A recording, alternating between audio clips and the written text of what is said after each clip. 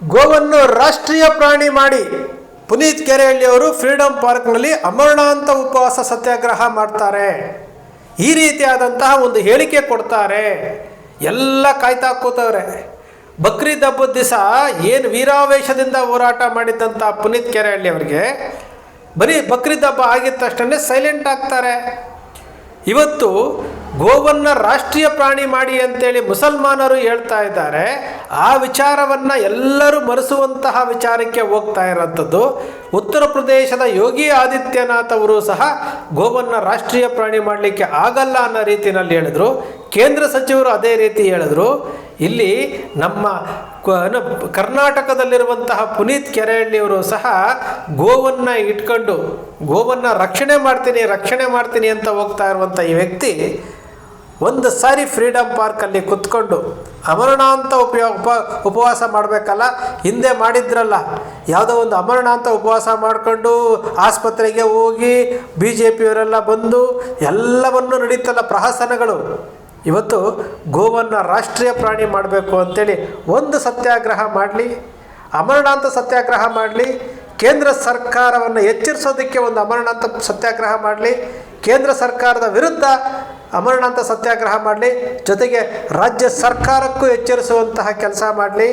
ಆಗುತ್ತಾ? ಖಂಡಿತ ಆಗೋದಿಲ್ಲ. ಇಲ್ಲೇ ಗೊತ್ತಾಗ್ತಾ ಇರುವಂಥದ್ದು ಇವರು ಯಾವ ರೀತಿ ಆಟ ಆಡ್ತಾ ಇದ್ದಾರೆ ಗೋವಿನ ಹೆಸರ ಮೇಲೆ ಅಂತ.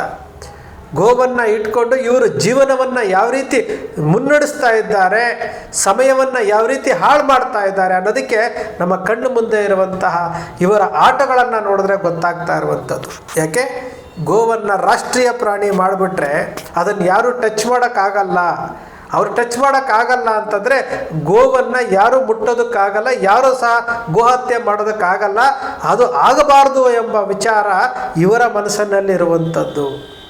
ಇವರ ಮನಸ್ಸಿನಲ್ಲಿ ಗೋವನ್ನು ರಾಷ್ಟ್ರೀಯ ಪ್ರಾಣಿ ಮಾಡಿಬಿಟ್ರೆ ನಮಗೆ ಹೋರಾಟಕ್ಕೆ ವಸ್ತು ಸಿಗದೆ ಹೋದರೆ ನಾವು ಯಾವ ರೀತಿ ಜೀವನ ಮಾಡಬೇಕು ಅನ್ನೋ ಆಲೋಚನೆಗಳು ಅವರ ಮನಸ್ಸಿನಲ್ಲಿ ಅವರು ಕೂತಿರುವುದರಿಂದ ಈ ಗೋವನ್ನು ರಾಷ್ಟ್ರೀಯ ಪ್ರಾಣಿ ಮಾಡಬಾರದು. ಇವರು ನಿಜವಾದಂತಹ ಗೋಪ್ರೇಮಿಗಳೇ ಆಗಿದ್ದಿದ್ದರೆ, ಇವರು ನಿಜವಾದಂತಹ ಗೋವನ್ನು ರಕ್ಷಣೆ ಮಾಡ್ತೀನಿ ಅಂತ ಇವ್ರ ಮನಸ್ಸಿನಲ್ಲಿ ಇದ್ದಿದ್ದರೆ ಬಹುಶಃ ಇಷ್ಟೊತ್ತಿಗಾಗಲೇ ರಾಜ್ಯಾದ್ಯಂತ ಇವ್ರು ಹೇಳ್ತಾರಲ್ಲ ಆ ಪಡೆ ಈ ಪಡೆ ಅಂತೇಳಿ, ಆ ಪಡೆಗಳನ್ನೆಲ್ಲ ಕಟ್ಕೊಂಡು ಭಾರತೀಯ ಜನತಾ ಪಕ್ಷದವ್ರನ್ನ ಕರ್ಕೊಂಡು ಫ್ರೀಡಂ ಪಾರ್ಕ್ನಲ್ಲಿ ಕೂತ್ಕೊಂಡು ಗೋವನ್ನು ರಕ್ಷಣೆ ಮಾಡೋದಕ್ಕೆ ಗೋವನ್ನು ರಾಷ್ಟ್ರೀಯ ಪ್ರಾಣಿ ಅಂತೇಳಿ ಘೋಷಣೆ ಮಾಡಿ ಅಂತೇಳಿ ಮಾಡ್ತಿದ್ರು. ನಮ್ಮ ಕರ್ನಾಟಕದಲ್ಲಿ BJPಯವರಿದ್ದಾರಲ್ಲ, ಅವರು ಗೋವು ನಮ್ಮ ಮಾತೆ ಅಂತ ಹೇಳ್ತಾರೆ. ಅದೇ ಕೇಂದ್ರ ಸರ್ಕಾರದವರು ಗೋವನ್ನು ಎಕ್ಸ್ಪೋರ್ಟ್ ಮಾಡ್ತಾ ಇದ್ದಾರೆ. ಎಷ್ಟು ಡಬಲ್ ಗೇಮ್ ಅಲ್ಲ ಇವ್ರದ್ದು. ಒಬ್ಬರಾದರೂ ಒಬ್ಬ BJPಯ ಶಾಸಕರಾಗಲಿ, BJPಯ ರಾಜಕಾರಣಿಗಳಾಗಲಿ, BJPಯ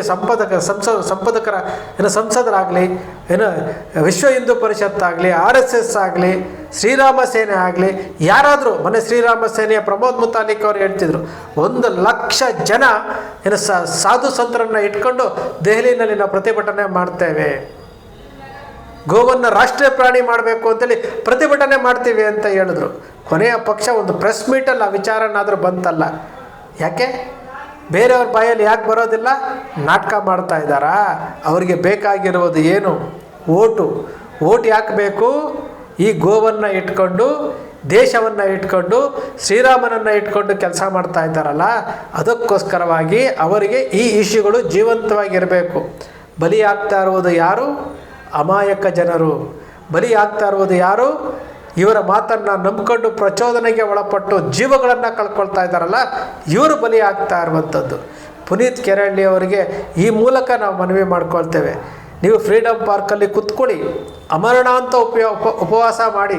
ವಿಷಯ ಒಂದೇ ಲೈನ್ ಅಜೆಂಡಾ, ಗೋವನ್ನು ರಾಷ್ಟ್ರೀಯ ಪ್ರಾಣಿಯನ್ನಾಗಿ ಘೋಷಣೆ ಮಾಡಿ ಅಂತೇಳಿ ಪ್ರಧಾನಮಂತ್ರಿಗಳಿಗೆ ಮನವಿಯನ್ನು ಸಲ್ಲಿಸ್ತಿರೋ, ಪ್ರಧಾನಮಂತ್ರಿಗಳಿಗೆ ಧಿಕ್ಕಾರ ಆಗ್ತಿರೋ, ಕೇಂದ್ರ ಸರ್ಕಾರಕ್ಕೆ ಧಿಕ್ಕಾರ ಆಗ್ತಿರೋ, ಏನು ಉತ್ತರ ಪ್ರದೇಶದಲ್ಲಿ ಲಕ್ಷಾಂತರ ಟನ್ನು ಇವತ್ತು ಬೀಫ್ ಎಕ್ಸ್ಪೋರ್ಟ್ ಆಗ್ತಾ ಇದೆ, ಉತ್ತರ ಪ್ರದೇಶದ ಮುಖ್ಯಮಂತ್ರಿಯನ್ನು ಪ್ರಶ್ನೆ ಮಾಡ್ತಿರೋ, ಎಲ್ಲವನ್ನು ಇಟ್ಕೊಂಡು ನೀವು ಅಮರಣಾಂತ ಉಪವಾಸ ಸತ್ಯಾಗ್ರಹ ಮಾಡಿದ್ರೆ ಭಾಳಷ್ಟು ಜನ ನಿಮಗೆ ಸಪೋರ್ಟ್ ಕೊಡ್ತಾರೆ.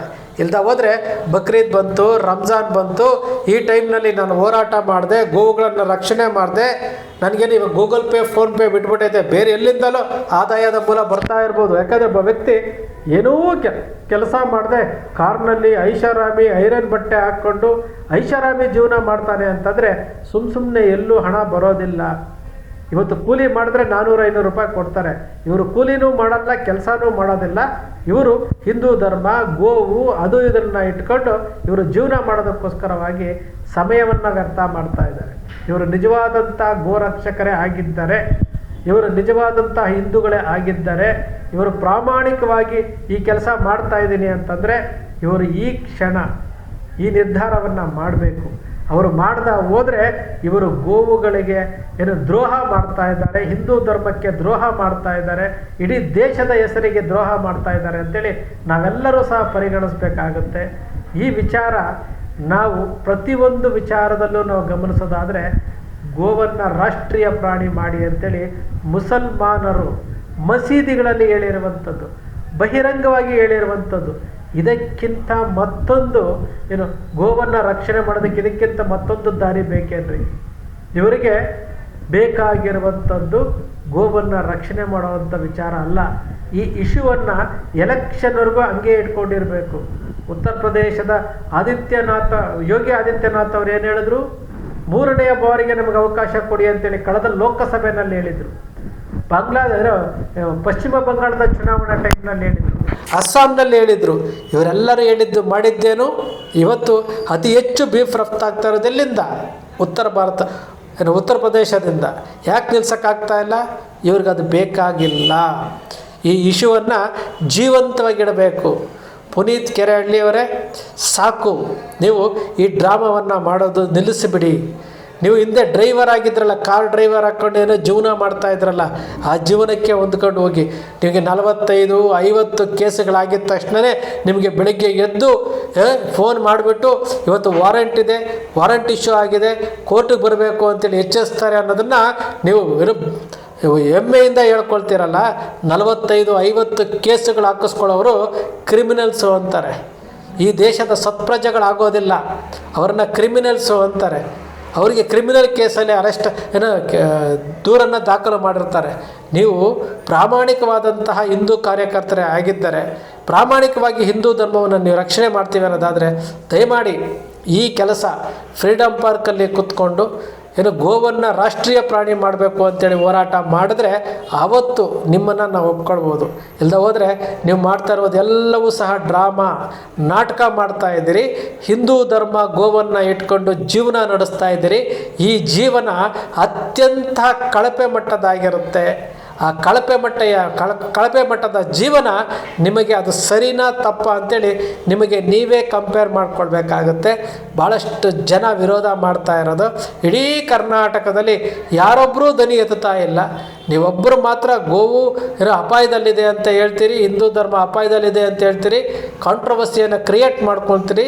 ಇಲ್ಲಿ ಸುದ್ದಿಯನ್ನು ಮಾಡಬೇಕು, ಇಲ್ಲಿ ಹೇಗಾದರೂ ಮಾಡಿ ನಾನು ಜೀವನ ಮಾಡಬೇಕು, ನಾನು ಇದನ್ನು ಜೀವಂತವಾಗಿಡಬೇಕು ಅಂತ ಹೇಳ್ಬಿಟ್ಟು ನೀವು ಹೊರಟಿದ್ದೀರಿ. ನಿಮ್ಮ ಹಿಂದೆ ನಿಮಗೆ ಬೇಲ್ ಕೊಡೋರು, ಬಿಡಿಸ್ಕೊಂಬಿಡೋರು ಇದ್ದಾರೆ.